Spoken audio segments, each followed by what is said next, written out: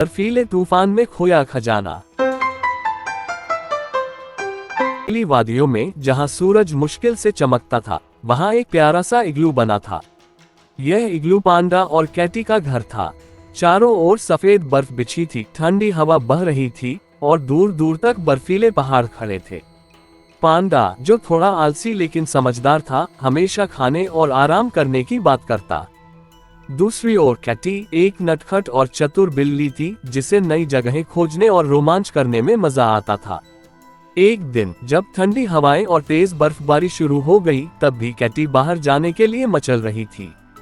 पांडा, बाहर देखो, बर्फ कितनी सुंदर लग रही है, कैटी ने खिड़की से झांकते हुए कहा। पांडा ने अपनी गर्म चाय की चुस्की ली और जम्हाई लेते हुए बोला, बिल्कुल, लेकिन मैं इसे यहीं से देखना पसंद करता हूँ। कैटी मुस्कुराई, अरे तुम हमेशा खाने और सोने की बात करते हो, हमें बाहर जाकर कुछ रोमांच करना चाहिए। पांडा ने सिर हिलाया, तूफान आने वाला है और मुझे ठंड पसंद नहीं। कैटी ने इग्लू के बाहर देखा, आसमान में सफेद बादल घूम रहे थे, लेकिन उसकी जिज्ञासा उसे रोक नहीं पाई। चलो सिर्फ थोड़ी देर के लिए बाहर चलते हैं। पांडा ने गहरी सांस ली और कहा, ठीक है, लेकिन बस कुछ मिनटों के लिए। दोनों गर्म कपड़े पहनकर बाहर निकले। बर्फीली हवा उनके गालों से टकरा रही थी। कैटी खुशी से उछलने लगी और उसने बर्फ के गोले बना लिए। तुम भी फेंको पांडा, उसने हंसते हुए कहा। पांडा ने सिर हिलाया और बर्फ का गोला उठाकर उछाल दिया। दोनों खेलने में इतने मस्त हो गए कि उन्हें पता ही नहीं चला कि वे इग्लू से बहुत दूर निकल चुके थे। अचानक बर्फीली हवा और तेज हो गई। बर्फ का तूफान शुरू हो गया था। ओह नहीं, हमें वापस जाना चाहिए, पांडा ने कहा। कैटी ने चारों ओर देखा, लेकिन सफेद धुंध और बर्फ के अलावा कुछ नहीं दिख रहा था। पांडा, हमें अपना रास्ता याद नहीं। बर्फ की तेज हवाएं चलने लगी और दोनों के पंजे ठंड से सुन्न हो रहे थे। हमें कोई सुरक्षित जगह ढूंढनी होगी। तभी कैटी की नजर पास की एक बर्फीली गुफा पर पड़ी। वो देखो पांडा, वहां छिप सकते हैं। वे लड़खड़ाते हुए गुफा की ओर बढ़े और अंदर घुसते ही थोड़ी राहत मिली। गुफा के अंदर हवा नहीं आ रही थी और वे कुछ देर सुस्ताने लगे। लेकिन तभी कैटी ने कुछ चमकता हुआ देखा। गुफा के अंदर हल्की नीली रोशनी चमक रही थी। उसकी दीवारें बर्फ से ढकी थीं, लेकिन उनकी सतह कुछ अलग सी लग रही थी, जैसे किसी ने उन्हें गढ़ा हो। कैटी ने अपनी पंजे से दीवार को छुआ और तभी एक अजीब सी गूंजदार आवाज आई। पांडा, ये कोई साधारण गुफा नहीं है, कैटी ने फुसफुसाते हुए कहा। पांडा ने दीवारों को ध्यान से देखा। मुझे भी कुछ अजीब लग रहा है। तभी उनकी नजर एक पुरानी जमी हुई चट्टान पर पड़ी। उसके ऊपर एक प्राचीन प्रतीक बना हुआ था। कैटी ने अपने पंजों से बर्फ हटाई और पढ़ने की कोशिश की।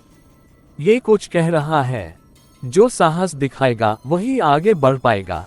पांडा ने कंधे उचकाए, इसका क्या मतलब है? कैटी सोच में पड़ गई।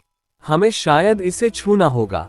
जैसे ही कैटी ने चट्टान पर हाथ रखा, पूरी गुफा गूंज उठी और अचानक दीवार में एक गुप्त दरवाजा खुल गया। वाह, हमने एक छिपा हुआ रास्ता खोज लिया। दरवाजे के अंदर एक लंबी संकरी बर्फीली सुरंग थी। वे दोनों सावधानी से आगे बढ़े। सुरंग के अंदर अजीब अजीब सी चमकीली आकृतियां बनी हुई थीं, जैसे वे कोई संकेत दे रही हो। अचानक एक और पत्थर का दरवाजा उनके सामने आ गया। इस बार दरवाजे पर एक पहेली लिखी थी, यदि तुम आगे बढ़ना चाहते हो तो अपनी सबसे बड़ी कमजोरी को हराओ। पांडा और कैटी ने एक दूसरे की ओर देखा। मेरी सबसे बड़ी कमजोरी ठंड है, पांडा ने कहा। कैटी ने सोचा, और मेरी कमजोरी है डर। क्या हमें इनसे बाहर निकलने का कोई तरीका ढूंढना होगा? तभी दरवाजे के नीचे बर्फीले पत्थरों का एक पैटर्न दिखा। शायद हमें सही पैटर्न में चलना होगा। उन्होंने धीरे धीरे सही पैटर्न में कदम रखा और जैसे ही उन्होंने आखिरी कदम बढ़ाया, दरवाजा खुल गया।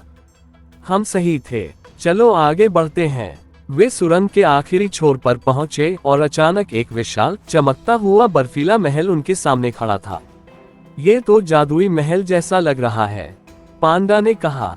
कैटी ने महल की ओर बढ़ते हुए कहा, लेकिन ये बहुत शांत क्यों है? कहीं यहाँ कोई पहरेदार तो नहीं? जैसे ही वे महल के दरवाजे के पास पहुंचे, एक जोरदार गरजने की आवाज आई। कौन आया है यहाँ? एक बर्फीला राक्षस दरवाजे के ऊपर से प्रकट हुआ।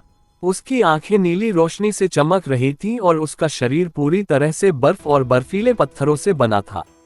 तुम यहाँ क्या कर रहे हो? पांडा और कैटी एक दूसरे की ओर देखने लगे। हम इस महल में प्रवेश करना चाहते हैं, कैटी ने हिम्मत करके कहा। राक्षस हंसा, तो तुम्हें मेरी पहेली हल करनी होगी। राक्षस ने कहा, एक ऐसी चीज बताओ जो हल्की भी होती है और भारी भी, ठंडी भी होती है और गर्म भी। पांडा ने सिर खुजलाया, ऐसी चीज क्या हो सकती है? कैटी ने सोचा और फिर मुस्कुराई, ये तो आसान है, बर्फ। राक्षस ने आंखें बड़ी कर ली और फिर जोर से हंस पड़ा। तुमने सही उत्तर दिया, अब तुम अंदर जा सकते हो।